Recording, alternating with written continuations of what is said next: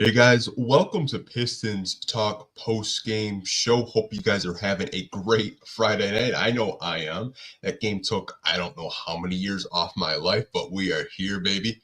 If you are new here and if you've never had the opportunity or chance to catch one of these live, what we do here is we break down each individual quarter of this game, and after I'm done talking, I will take questions and comments, and we can just chat and just a chill podcast, chill live stream. Um, and it should be a good time. That be around like maybe 30, 40 minutes at the most. But let's get into it, you guys.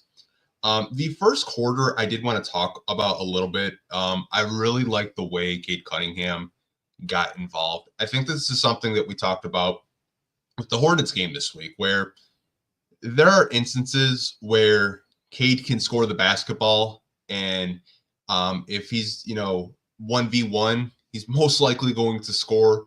But tonight he kind of found the balance between getting his teammates involved and scoring the basketball. In the first quarter, the guy had 7 assists, and he really was looking for his teammates. He was looking for Tobias. He was looking for Malik Beasley, looking for Isaiah Stewart early, and that's exactly what he did.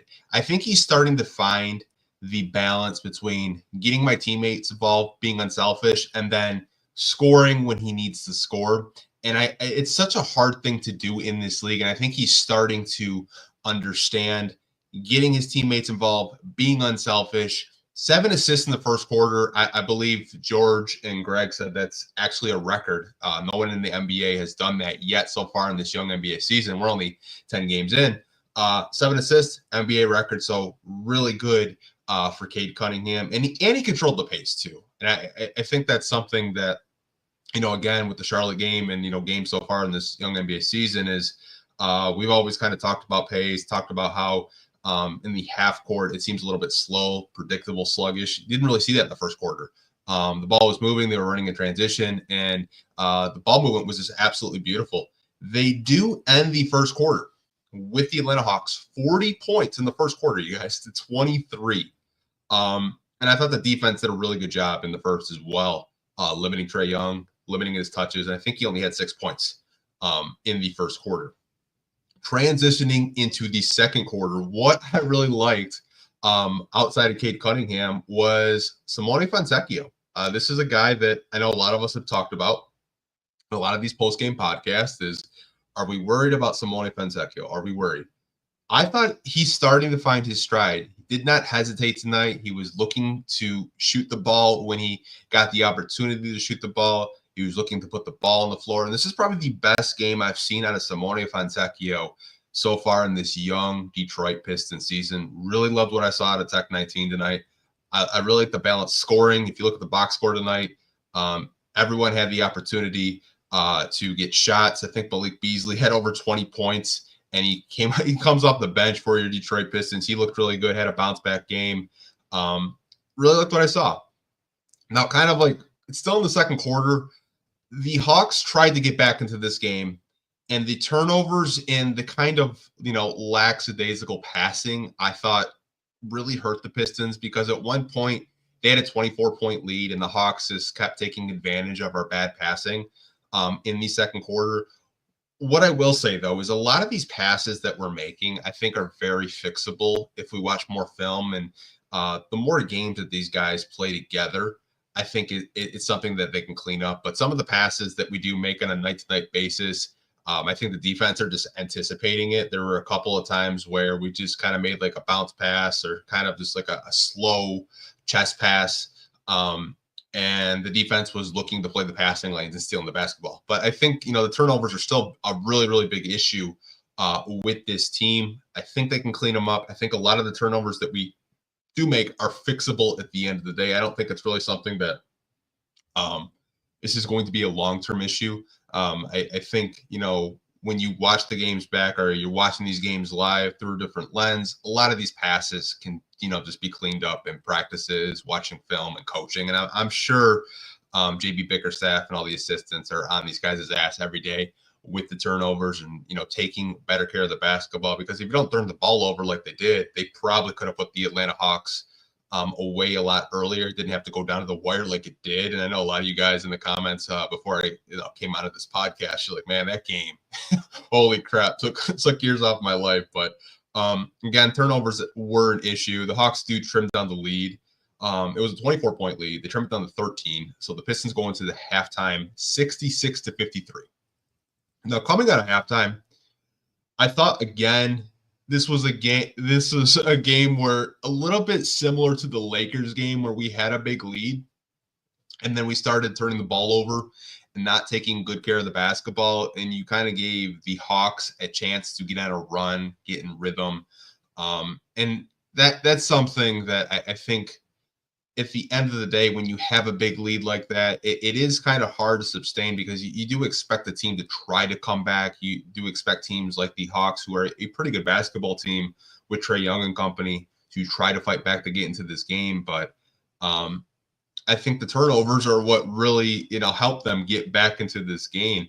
Coming out of halftime, Cade looked like, hey, I'm going to score now. He only had I think 2 or 4 points with the first 2 quarters. He looked to come out of the halftime to score, to be more aggressive. And Dyson Daniels was on his ass all night. You got to just tip your cap to Dyson Daniels. He's such a good player. And I don't know if a lot of Pistons fans know him. They probably will after tonight, just the way he was defending Cade Cunningham, just being a menace defensively. But Cade did look to score more, and that was really encouraging to see. And the last thing I'll say on the third quarter was I also want to give a huge shout out to Jaden Ivey. This was the best defensive game I've seen out of Jaden Ivey in a Detroit Pistons uniform. The way he was fighting, if he got beat, he could still recover. He had a couple of key blocks tonight. That was the best defensive game I've seen out of Jaden Ivey in a Detroit Pistons uniform. I think he's starting to get more confident, becoming a two-way player, becoming a player on this Detroit Pistons team that can hit open three-point shots. His defense is really encouraging, and I think he can keep building great games like this. And his confidence is just going to skyrocket if he keeps putting together games where he's playing on both ends of the floor. And I know a lot of fans love that. They love those two-way gritty players. He kind of reminded me, and I had tweeted out during the game, I'm sure you guys remember this player. He reminded me of Kentavious Caldwell-Pope a little bit defensively. Just the way he was defending, competing, never giving up on a play. He got beat. He was still hustling to, get back at the block, contest. That's something that I really saw out of Jaden Ivey tonight. I do think it does need to be mentioned. It might not show up in the box score, but watching it, live on TV, I was really encouraged with his defensive effort tonight, especially with a guy like Trae Young, who, in my opinion, I think you could probably put him in top 5 point guard conversations because he's just so dynamic as a lead guard, and he's so hard to stay in front of. The way he kind of just, follow baits, kind of just throws his body into defenders, and just him in the pick and roll. It's just such a dangerous guard to, try to defend night in and night out. And I thought Jaden Ivey did a pretty good job, but Pistons do end the third quarter 95-85. Going into the fourth quarter, something that we've talked about. We've talked about closing, and I thought Cade Cunningham and Jaden Ivey took turns closing this game. Tobias Harris also hit some crucial three-point shots tonight. He also needs to get talked about into consideration. Tobias Harris probably had one of his best games so far in the Detroit Pistons uniform, shooting the ball from the outside, hit some corner threes, hit some three-point shots. And he's too good of a player for him not to hit these three-point shots. But I thought Tobias Harris made some crucial three-point shots. I thought, Cade Cunningham hitting the go-ahead basket with 12 seconds to go was huge. Jaden Ivey getting to the free throw line, getting the and ones was huge. And they kind of took turns trying to close this game out, and that's what they did. Cade Cunningham got the last-minute block, and your Detroit Pistons win this one, 122-121. They improved to 4-6 on the season. First 10 games of the season, 4-6. They could be 5-5. And I think that is something that not a lot of us, when we looked at the schedule this summer, a lot of us were would be lucky if we got a win. The fact that they're competing, the only game so far this season was the New York Knicks game where they just got completely blown out. They've been in every single game down to the wire. You cannot tell me that this isn't an improved team right now. You can't tell me that JB Bickerstaff and company haven't gotten these guys competing and playing a good brand of basketball that we can talk about and be proud of. on a night in and night out basis. But I do want to get into the comments and questions. Looks like we have over 29 comments and questions to get to. I'm going to just take a quick break, and then we will get back to you guys right after this.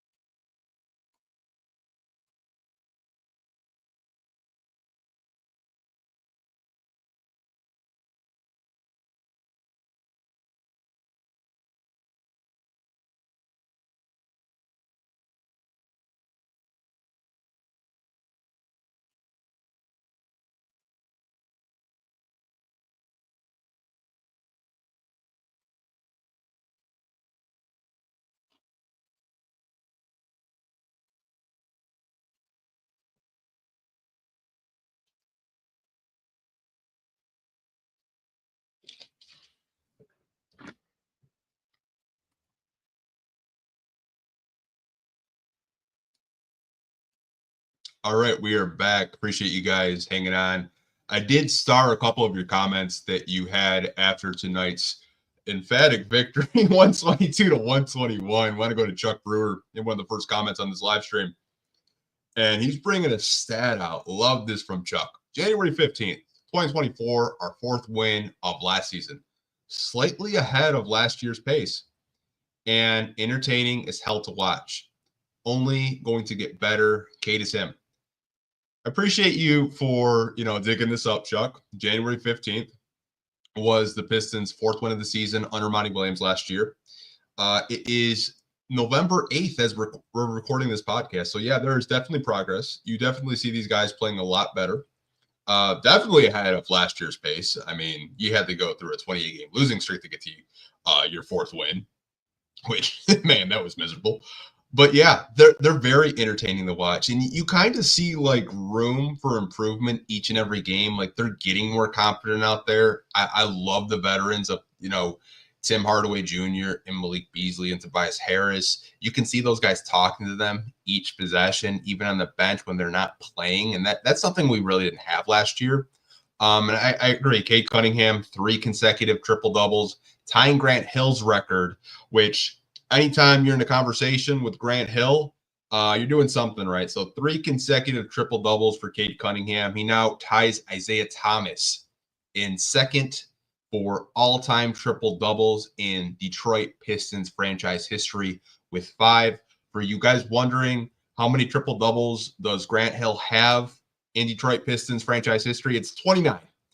Cade's got a while to go to catch up to Grant Hill in triple doubles, but getting 3 triple doubles this week, pretty impressive. Would not be surprised if you see Cade Cunningham in Eastern Conference Player of the Week. Anytime you put up a triple double and your team's winning, you beat the Lakers, lost to the Hornets, you just beat the Hawks 2-1 this week. You have a chance to possibly go 3-1 this Sunday against the Houston Rockets. This team's playing really good, brand of basketball right now, and it's really great to see. I have a comment from Rasheed Wallace's Bald Spot. Every time I see this YouTube username, it makes me laugh. He said, why do the Pistons like to give us mini heart attacks every game? I don't know, man. Like, they're so entertaining. I'm on the edge of my seat every game. I'd rather be on the edge of my seat, personally, you guys, than watching last year where the game was over by the first or second quarter and they didn't compete at all. Even though they are giving me, mini heart attacks, clenching my fist the whole game. I'm saying, damn it. I'm probably cussing way more than I should. This is entertaining at the end of the day, and it's an improved product on the floor. And I think that's all we really wanted. Like, we're not expecting this team to go out and win 50 games, but the fact that you've competed in 9 out of the 10 games, that's something that we really didn't see last year. And JB Bickerstaff and company has, come in and really improved this roster.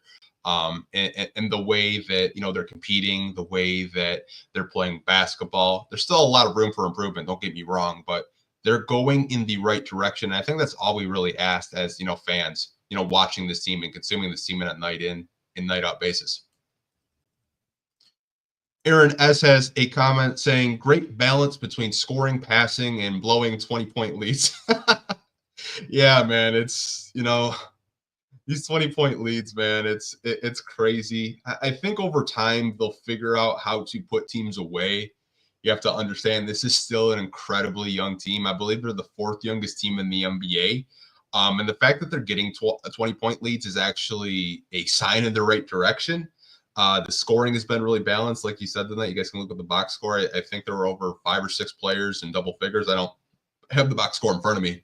But I know, everyone tonight contributed, from the starters to the bench players to the role players. It was really great to see. But yeah, the 20-point leads, getting blown out, it seems like we've been doing a little bit too much for my liking. Because in the first quarter, I was like, oh yeah, this game's over. And then I was just like, oh crap, like they're starting to come back. And then it's like a 5-point game and a 2-point game, and then a 1-point game. And you're like, oh, okay, here we go. You didn't want what happened in Charlotte to happen again, and I thought it was going to. And I was just like, man, if they lose back-to-back games on buzzer beaters, I don't know what I'm going to do. But yeah, man, like, got to keep those leads at the end of the day. A comment from Ryan Boseman: Bickerstaff's rotations have been incredible. Yeah, that is something that I think doesn't really get talked about enough, I think, in the community. I know some people were kind of on his ass with the, rotations with the Hornets game down the stretch, but overall, I've really liked his rotations. I don't think I've seen an all bench lineup outside of the final preseason game, but overall, yeah, I really like his rotations at the end of the day. I think he's finding a good balance, and he's still learning this team too. You guys have to understand that we're only 10 games in, and we're 4-6. Cade Cunningham and Jaden Ivey are getting staggered. They're getting confident each and every game. Tim Hardaway Jr., I believe, is like tied for 5th in 3-point percentage, shooting like 93 or 94% from the free throw line. Like, a lot of things have been going great for the Pistons so far. I know we're only 4-6. This isn't even a 500 ball club right now, but you can kind of see where this team could go as they add more veterans, add more talent around Cade Cunningham and Jaden Ivey and company. Like, this is a team that I think is going to be getting taken seriously more from other NBA opponents around the league. But yeah, really like JB Bickerstaff's rotations, Ryan. Thanks for the comment. A comment from Pistons Jacob. Shout out to him. If you guys are not subscribed to his YouTube channel, definitely go subscribe to his YouTube channel. Kid's grinding out there. I know we had him on the podcast this past summer. Really intelligent, but he had left a comment. Need some blood pressure meds after that one. I had a bad gut feeling, PTSD from the Hornets game on that last possession. I did too, man. I really did. I was just like, man, like, please box out. Like, that was the first thing in my head, box out. Don't let Trae Young just, get an open 3-pointer. Don't let Trae Young get to the basket. And that block was so huge by Cade Cunningham. Like, that block, like, I think I dropped my phone because I was just in awe. I was like, oh crap, they're going to score. And then he just gets a clean block on him. And that was the game. They win by 1 point. And I actually betted on the Pistons. In the spread was a -1 last night. So Vegas knew something. Vegas knew the Pistons were going to win by 1. I don't know how they knew, but they knew. So I made some money on it. I'm happy. Pistons going to win. I'm even happier. Get to talk to you guys on a Friday night at like 11 o'clock at night. So life's good over here, man. And a comment from Mr. My City. Shout out to him. He says, yeah, the vets did their job tonight. Yeah, they really did. Like, I'm really like what I'm seeing out of, Tim Hardaway Jr., Tobias Harris, Malik Beasley, like all those guys out there. Like, I think that's something that when we had vets like Bojan Bogdanovic and Alec Burks, no disrespect to them, but I did not see them talk the way Tim Hardaway Jr. talks to Cade Cunningham and Jaden Ivey. I just didn't see that last year. Now, they're still good players. They're good vets, don't get me wrong, but I've talked about this on, previous podcasts with you guys. I've always felt that there's a difference in veterans. There's veterans that can contribute and do their job, and then there's veterans like a Tim Hardaway, Malik, and Tobias that are impactful veterans. Like, impactful veterans can come in, contribute, and lead. And I think that's what you have right now with a Malik Beasley. with a Tim Hardaway Jr., with a Tobias Harris, and a veteran coaching staff, having a player development coach like a Fred Vincent, having someone like Sidney Lowe, who's been in Detroit multiple times, over 30 years coaching, having, experienced coaches, up and coming coaches like a Kevin Burleson who specializes in defense. Like, this is a very good coaching staff, and you brought in vets this year.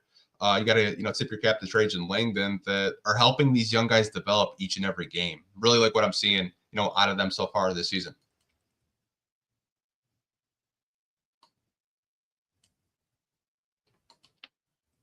Beaver commented, they got to learn how to maintain a lead. Good win, though. Yeah, I agree with that. I think over time they will.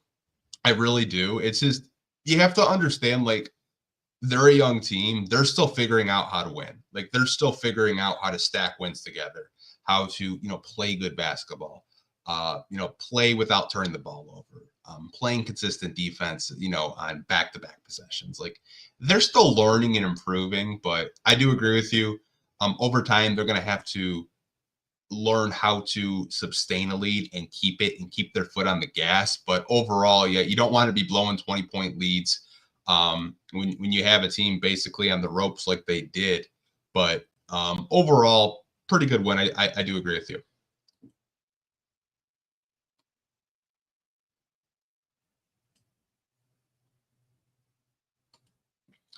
Anyone is a good win for a team with Vegas set at 24.5 odds. Yeah, I don't know what that is right now. Maybe it's higher. I'll probably check after this podcast is over to see what the Pistons over under win total is, because they're already at 4.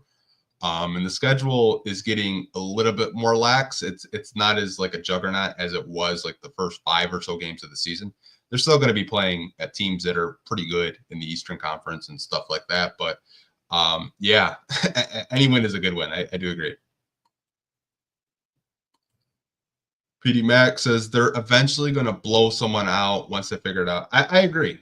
Like, at the end of the day, they're still learning how to win. And I know, like we had talked about earlier, like this team is giving me a heart attack, but I can go through the mini heart attacks of blowing 20-point leads and it's down to a 2-point lead, because they're learning and they're progressing. And I think once they learn how to close out games, they'll close out games. But again, like, it's good to see. It's good to have these podcasts when they win, and we can find bright spots, and we can also kind of pick apart the game and see for areas of improvement. Organic Lindo, Holland gave us good minutes again. Yeah, Holland has really put, I would say, a good 4 games together. Good games together, I would say, where he's contributing, he's scoring, competing. He's going to be a really good player in this league. And I never really questioned the pick with Trajan Langdon. I see the vision. I see what, a lot of evaluating talent to people, during the draft, why they liked him. But yeah, Holland's been playing his ass off. I love to see it. Cade Shut 97-1 up. You know what? Probably not Mega Hustle. They're probably still going to nitpick at the 7 turnovers. Like, I had posted a stat line with Cade, and they're like, he's not a point guard. He had 7 turnovers. Like, he gets you the win. He did have a high turnover game again, but it's just the Cade discourse right now is really weird. There's a lot of people in the community, Detroit Pistons community, that still don't view him as a point guard. They want a traditional point guard, which there's not a whole lot of traditional point guards, even in the NBA right now. I think Chris Paul is probably the, traditional, pure point guard left in this game that I can think of off the top of my head. But yeah, 97-1 last week wanted to trade Jaden Ivey and Jalen Duren. And they said, we're not extending them. I mean, that's Mike Valeni and Rico Beard for you, but I don't know. I don't really listen to 97-1 for basketball content. I mean, football, sure. And even to an extent, they've actually like picked against the Lions in recent weeks. But I mean, there's so many great Detroit Pistons, podcasters like myself that cover the team, where I don't really think you have to consume 97-1 for your basketball content. I think there's a lot of different outlets. Like, you got, Kuka Hill on Locked On Pistons. You got Motor City Hoops and Amari Sankofa on the Pistons Pulse. Like, there's so many great Pistons content creators. Like we have Pistons Jacob in here. He does a really good job on his YouTube channel. Like I think the days of us like relying on 97.1 to ticket for basketball analysis should be over because they just don't know ball at the end of the day. Betty Mac, what's crazy is they really could be 7-3. Yeah, that's the thing, man. Like when we were having these conversations when we were looking at the schedule before they even played a game, I remember a lot of us were saying, yeah, they'd be lucky to win 1 or 2 games in the first 10 games because we looked at the schedule. We didn't know that they were going to take progressions and, get better each and every game. We thought, watching last season under Monty Williams, like this is going to take a little bit of time to, get these guys right. We didn't know if they developed bad habits under Monty Williams, but yeah, like realistically, like they could be 5-5 right now. They could be a 500 ball club. Like if you box out against Charlotte, you're 5-5 right now. But yeah, they could be 7-3. If they played a full 48 minutes, you're 100% correct. I think this is a team that is going in the right direction, though.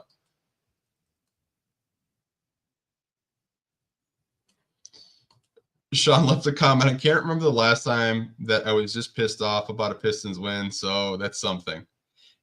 I can understand why you're pissed, Sean. I really can, because you had such a big lead and then it went down to the wire again. And you don't want that to be a trend. You don't want that to be a consistent theme with this team. But I can understand why you're pissed. Like I had anxiety for like maybe the last 3 or 4 minutes. I didn't know if they were going to pull out and get this win, but they did. But I get it, man. I really do. Pistons Jacob has a comment. Heard someone else make a great point that block by Cade does low-key make you wish he was on the floor for the last possession of the Hornets game. Yeah, like when you kind of like watch back maybe the last couple of minutes of that Hornets game, last possession of that Hornets game, like JB put that same rotation out again outside of Cade versus the Hawks tonight down the stretch. And I was kind of like confused that, Cade Cunningham was sitting on the bench with like 5 minutes to go because I thought that was, time for him to try to close out the game. But I guess JB wanted to save him for the last 2 or so minutes if this game did go down to the wire. But I mean, we can kind of nitpick, rotations down the stretch with this team if you guys want to do that. But I think overall his rotations have been pretty consistent and pretty good so far.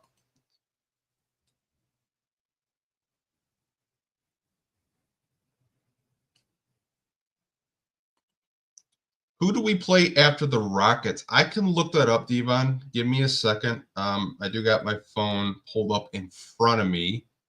I probably should know this because I'm always looking at the schedule. I know this is terrible podcasting, so I do apologize. So they play the Heat, and that is an NBA Cup game, so in-season tournament. That is on Tuesday. They play the Bucks on Wednesday, so back-to-back. Then they have the Raptors on Friday, and they end the week with the Wizards on Sunday. So you have the Rockets Sunday, the Heat on Monday, the Bucks on Wednesday, the Raptors on Friday, and you end the week with the Wizards on Sunday. So again, like the schedule is getting a little bit easier for this team. So I think this is an opportunity to stack even more wins. Like if you end this week 3-1, I think a lot of us would realistically be happy with that. I mean, they ended last week 2-2.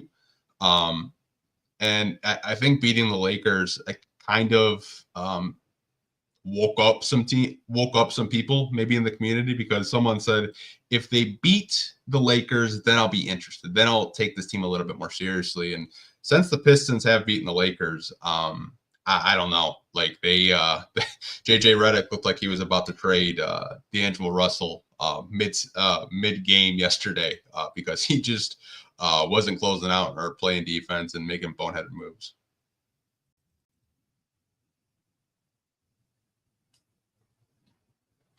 And a comment from Young OG 313. Shout out to him. Now the Holland. What does that mean for Asar? Great question. I don't really know what it means for Asar personally. I think Asar would still play if he was healthy. And I think there's an opportunity, given if Asar was healthy, I would question if Tim Hardaway Jr. still would start at small forward. And maybe it's just the thing where the Pistons value offense over defense right now. They want more perimeter scoring and more spacing with Cade. That could be a thing. But I think if Ausar was healthy, I think he and Ron would probably get around 15 to 20 minutes, like around there, because both of them impact winning. They impact defense. They impact playing the passing lanes. I do think Ausar's cutting is really missed on this team. We don't really have a lot of players on this team that look to cut as much as Ausar does. We miss his rebounding. We miss his weak side help. I still think there's room for both of those players in the rotation, young OG. I don't really think if Ausar was healthy, Ron wouldn't get any time. I think there's room for both of them personally at the end of the day.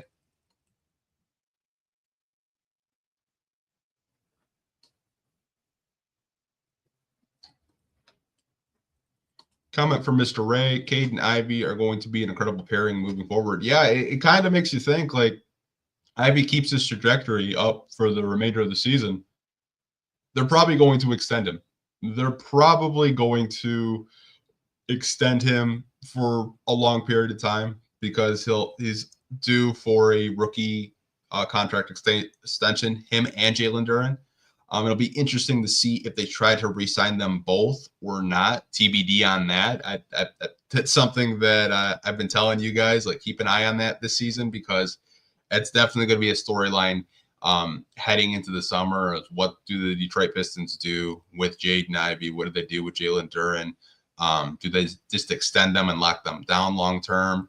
Do they go into their final year of their rookie contract and just kind of see what's there? I don't know. It's going to be definitely interesting with those two.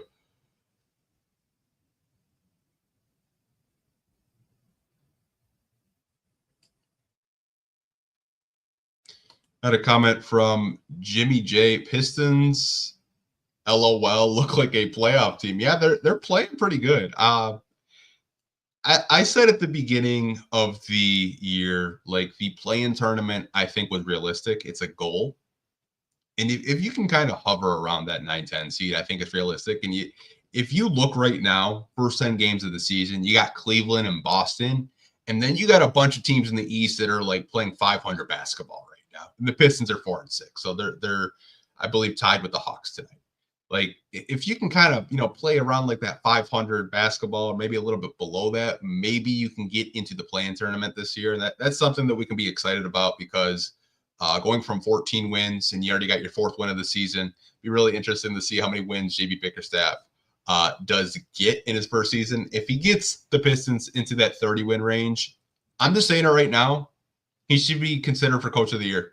Like, I'll just say it. Like, I don't think he should win it, but his name should definitely be in the conversation, because if he doubles the win total, he smashes that over that Vegas gave us, and we're around that 30-ish win total, his name definitely would probably be in media circles considered for NBA Coach of the Year, in my opinion.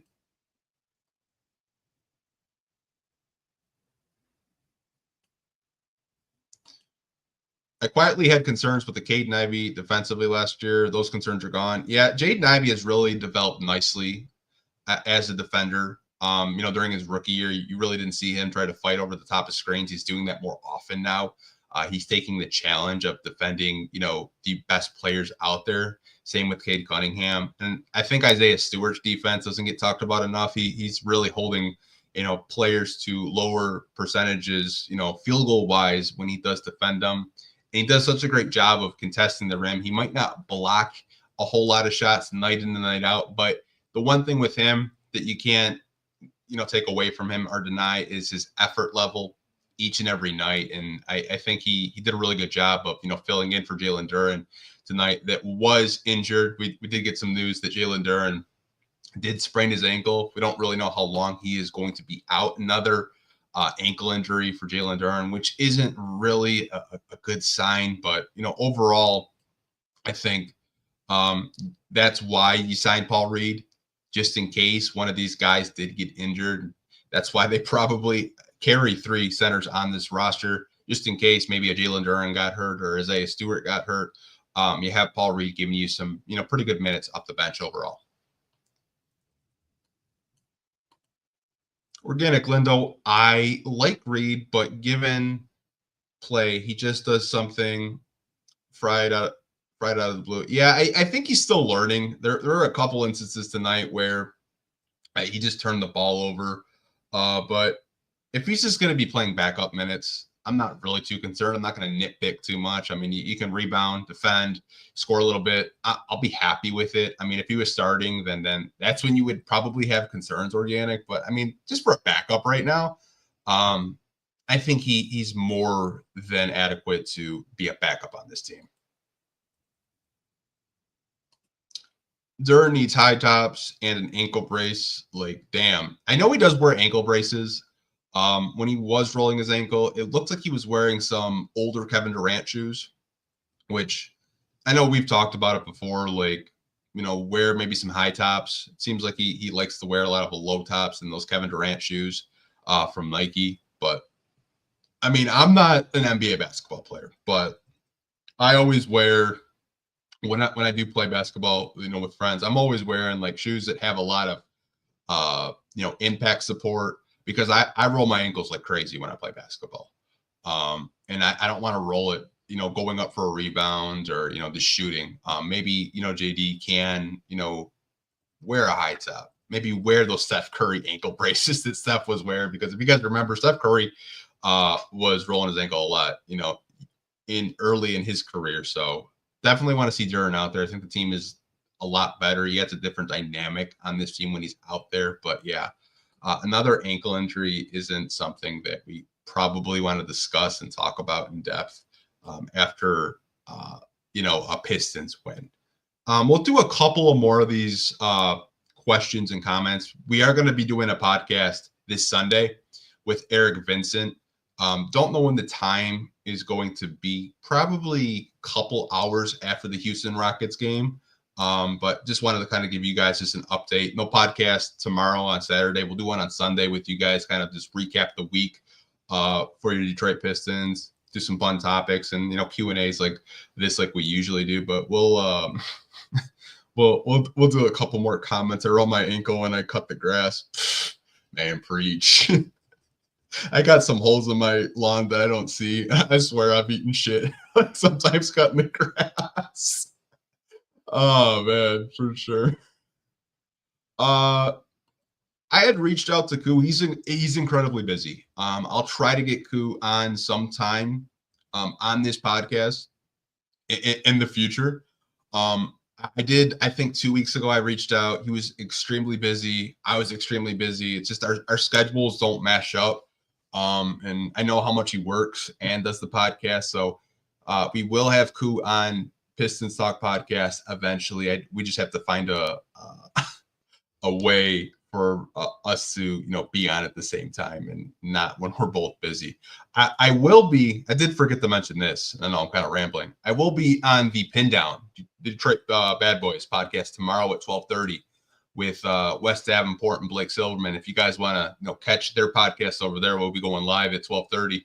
I will put out a link on my Twitter if you guys follow me on that, or Instagram, whatever social media platform. Maybe it's just YouTube. I'll put a link out. You guys can, catch us for just probably answering some questions, be a chill podcast over there. But they'll be on Pistons Talk Podcast, not this Sunday, but next Sunday. So I'm going to try to get more guests for you guys on, throughout the season. But want to kind of answer a couple of more, questions for you guys. We got Ashton, the trainer. Keep grinding. Shout out Ashton. Really good win. Sorry, but it's refreshing to watch certain 97.1 hosts and Locked On podcasters eat crow about Ivy. Yeah, I get it, man. I get it. Like, Organic, that I was a really big Ivy guy, like going into the draft. Like, if I felt like I kind of jinxed it. I was like, if the Pistons fall to 5, like Ivy might be a guy that you could draft at 5. But yeah, the discourse on Jaden Ivey's been really weird because a lot of people questioned the fit. They questioned if he could play next to Cade Cunningham, which I always thought they could fit. I just thought last year, the way that they were using Cade and the way they were using Ivy, it just wasn't going to work. And then they did the two bigs thing where like the spacing was just so bad that unless Ivy was like a 45% 3-point shooter, it just was never going to freaking work with those two. But yeah, man, it's good to see, Jade and Ivy have good games, shooting the 3-point shot at a really high clip, defending, him and Cade Cunningham staggering together. I really like what I've seen out of these guys. And, the first 10 games, 4-6, like I'll take that all day. Because I know a lot of us were having conversations during the summer. We really didn't know what to expect out of this team, given what happened last year. What up, Doe from West Weaver Jr.? What up, Wes? Hope you have a good weekend, man. Ivy and Cade is a mesh of fire and ice. I love the pairing. You just need time and a real coach. Yeah, at the end of the day, both of these guys are under 25 years old. And I think if the Pistons were smart, they extend Ivy this summer and let that young backcourt grow and develop. And then you can add pieces around them. You can add some maybe vets. Maybe you go out and get I don't know. I'm just throwing this out there. Maybe you go out and get a Brandon Ingram to pair next to him. Maybe you go out and get a player of that caliber, like an all-star level player, to kind of take this team to the next level. But I know I'm getting a little ahead of myself, but that's where my brain's at. Like, because I think your backcourt is pretty locked up if you extend Ivy this summer and you believe in the vision, and Trajan Langdon and company believe in this vision. I believe in the vision. I think Cade Cunningham is getting better each and every game. He's understanding when to pass, when to score, and finding that balance, which is so difficult to do in the NBA and in this league. But I think he's getting better each game. There's been flashes of it. You really saw it tonight, like seven assists in the first quarter, set an NBA record, finished with the triple-double, 3 straight triple-doubles this week. I really like what I'm seeing out of him so far this season. Should we make a move for Zion and move Tobias to the 3? I probably would pass on Zion just because it's not that I don't think Zion can't be a good player. What you would have to give up for a Zion, because you have to understand we can't trade draft picks until draft night. You're probably giving up young core pieces. And does New Orleans want to do that? Probably not. Even though New Orleans is incredibly injured right now, they got hit with the injury bug really hard. You guys can kind of look at their injuries right now. Like they got like 90% of the starting 5 out with injuries. I would probably kind of move away from Zion. I think there are players out there, going into this summer that we could have conversations about, but I don't want to kind of go that deep. We're only 10 games into the season. I kind of want to just focus on what we have. And I'm sure there'll be some trade rumors, during, trade deadline season that, comes up in February. But overall, I really like what I'm seeing out of this young team so far, Wes.